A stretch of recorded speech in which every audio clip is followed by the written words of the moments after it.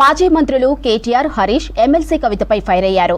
MLA Komatireddy Rajagopal Reddy 10 ఏళ్ల కాలంలో BRS నేతలు ఏం చేశారని, కాంగ్రెస్ ప్రభుత్వం ఏడాది కాలంలోనే రాద్ధాంతం చేస్తున్నారని మండిపడ్డారు. యాదాద్రి భువనగిరి జిల్లా చౌటప్పల్ మున్సిపాలిటీలో చేనేత జౌలీశాఖ ఆధ్వర్యంలో ఏర్పాటు చేసిన ప్రజాపాలన ప్రజా విజయోత్సవ కార్యక్రమంలో ఆయన పాల్గొన్నారు. బీఆర్ఎస్ ప్రభుత్వం ప్రజాస్వామ్యాన్ని, ఆర్థిక వ్యవస్థలను చిన్నాభిన్నం చేసిందన్నారు.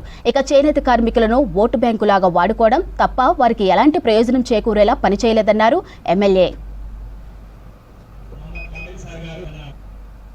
కష్టాలు ఉన్న చేనేత కార్మికులు ఏ విధంగా ప్రభుత్వం నుంచి అండదండలు అందించాలనే ఆలోచన నా లోపల బలంగా ఉంది. తప్పకుండా మీ అందరూ కూడా మాటిస్తున్నా, కార్పొరేషన్ ఏర్పాటు చేసే విషయంలో తెలంగాణ రాష్ట్రంలో ఉన్న చేనేత కార్మికులకు ప్రభుత్వం తరఫు నుంచి రావాల్సిన నిధుల విషయంలో తప్పకుండా ఈ ప్రభుత్వం కట్టుబడి ఉంటుంది.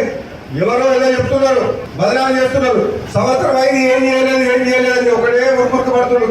కేటీఆర్, హరీష్ రావు, కవిత, 5-6 మంది రోజు పేపర్లో చూస్తానే లొల్లి లొల్లి లొల్లి లొల్లి. అరే నువ్వు 10 ఏళ్ళు ఏం పీకిరావా? మీరు సంవత్సరానికి లొల్లి పెడుతున్నారు. 10 ఏళ్ళు ఏమనుకున్నారు? 10 సంవత్సరాల పాటు మీకు అధికారం ఇస్తే ప్రజలు ఏం చేసిండ్రు? ఒక్క సంవత్సరానికి ఎందుకు ఇంత రాద్ధాంతం చేస్తుంది మీరు? ఒక్క సంవత్సరానికి అంటే మంచి పనులు చేస్తుంటే, రైతుల రుణమాఫీ చేస్తుంటే, పేదలకు మహిళలకు బస్సు సౌకర్యం కల్పిస్తుంటే, గ్యాస్ సిలిండర్ ఇస్తే, ఉచిత కరెంట్ ఇస్తే, ఉద్యోగాలు ఇస్తే, మాకు మంచి పేరు వస్తుంటే, ప్రజలు ఆశీర్వదిస్తుంటే మీరు జీర్ణించుకోలేకపోతున్నారు అని చెప్పేది అనే విషయం మాకు అర్థమవుతుంది.